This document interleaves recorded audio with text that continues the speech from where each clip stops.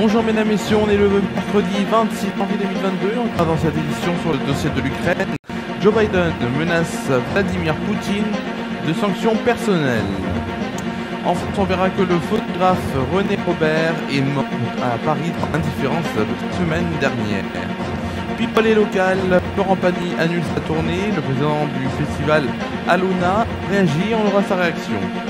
En Martinique, je vous parlerai des manifestations contre l'obligation vaccinale, la inscrit donc du CHUM qui est depuis jeudi.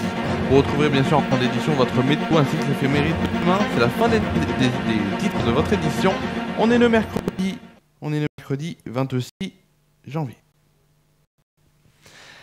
On va commencer cette édition par la tension qui continue de grimper dans le dossier ukrainien. À une journaliste qui lui demandait, mardi 25 janvier, s'il pouvait envisager de sanctionner donc personnellement le président russe en cas d'invasion de l'Ukraine, Joe Biden a répondu oui, puis je peux le concevoir. Si la Russie envahit tout le pays, ou même beaucoup moins que cela, il y aura d'énormes conséquences et cela changerait le monde, a encore indiqué le président américain. Il a toutefois fixé une nouvelle fois les limites de cette riposte américaine. Nous n'avons pas l'intention de déployer les forces américaines ou de l'OTAN en Ukraine, qui n'est pas membre donc de l'alliance militaire occidentale. Sur le plan économique, en revanche, les États-Unis donc sont prêts à taper fort. Il n'est plus question de réponse graduée. Cette fois, nous commencerons d'emblée par le haut de l'échelle des sanctions, a dit un haut responsable de la Maison-Blanche mardi. Washington cherche à renverser le rapport donc de force instauré par Vladimir Poutine, accusé d'avoir massé plus de 100 000 militaires à la frontière de l'Ukraine. Le président russe veut bousculer l'emprise donc américaine sur l'équilibre militaire et stratégique en Europe et particulièrement à l'Est. Après donc avoir mis en alerte 8500 militaires susceptibles de renforcer très rapidement les rangs de l'OTAN, les États-Unis donc ont mis en scène mardi une livraison d'équipements militaires à l'Ukraine. On va maintenant passer à un autre titre de l'actualité. On va parler d'une mort et d'un décès même consternant. J'explique quand même l'histoire. À 84 ans, le photographe René Robert est décédé d'une hypothermie après être resté allongé par terre pendant plusieurs heures en plein Paris. On apprend ça donc d'une source bien sûr et d'une source fiable puisque c'était il y a quelques jours sans la moindre intervention donc des passants visiblement indifférents à son sort.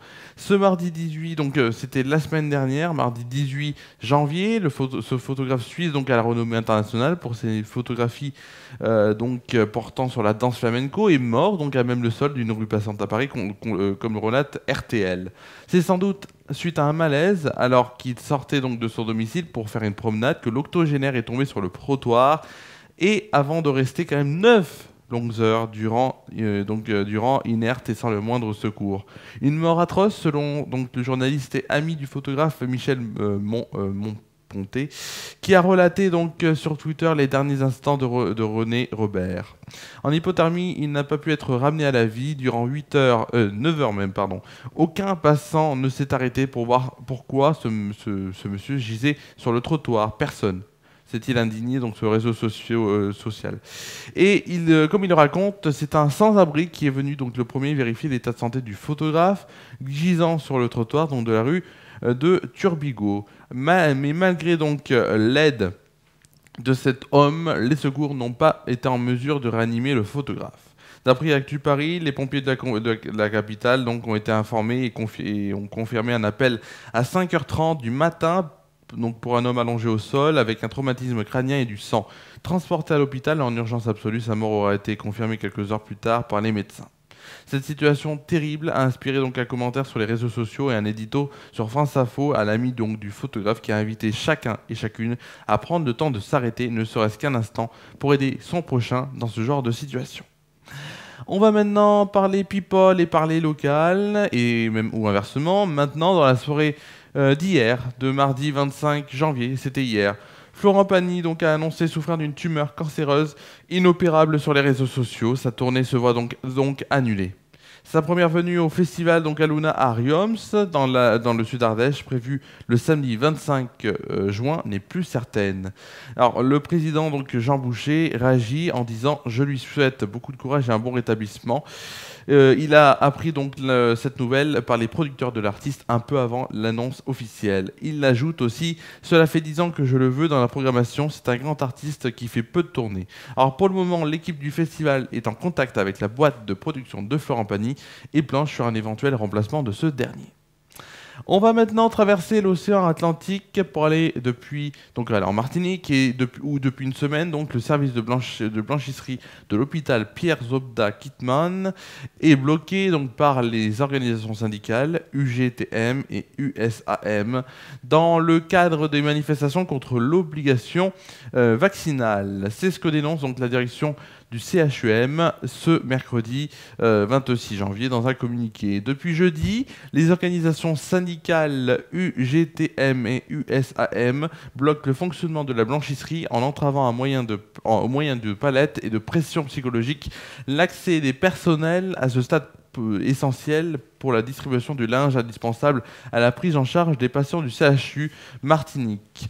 La direction donc du CHUM en appelle à la responsabilité de chacun pour restaurer dans les meilleurs délais le bon fonctionnement du CHU. Elle précise que le service de blanchisserie est une fonction donc fondamentale dans l'hôpital puisqu'elle assure l'approvisionnement des draps des malades dans les unités de soins alors que l'approvisionnement donc des tenues, casaques et blouses des infirmiers et médecins pour les opérations chirurgicales des patients. Le CHUM, le blocage donc de cette fonction linge par quelques individus pose des difficultés donc pour garantir l'hygiène et la sécurisation des soins, mais aussi regrettable car de nouveaux équipements ont récemment été livrés dans le cadre d'une opération de modernisation d'ampleur de ce service, afin d'améliorer donc les conditions de travail des professionnels du secteur. Petit point sport maintenant. Bien sûr, pour vous dire donc que ce soir, l'équipe de France de handball joue son dernier match, son dernier match avant une possible demi-finale, ce serait vendredi, et on espère que l'équipe de France va se qualifier. C'est face au Danemark, ça va être compliqué, mais on peut le faire parce que impossible n'est pas français. Allez, tout de suite, on va passer à une rubrique que vous adorez, je le sais, oui, je sais, tout de suite, c'est la météo.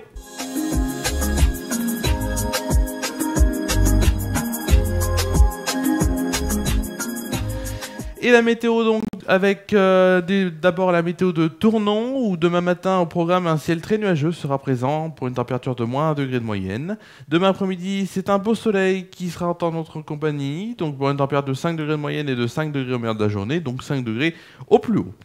En soirée, les éclaircies concluront cette journée, il fera 4 degrés de moyenne. Et ce sera tout pour Tournon puisqu'on va savoir tout de suite qu'est-ce qui va se passer comme temps. Qu'est-ce qui va se passer comme temps? On va commencer déjà par demain matin, mettre le fond et tout. Et c'est tout de suite votre météo de demain matin.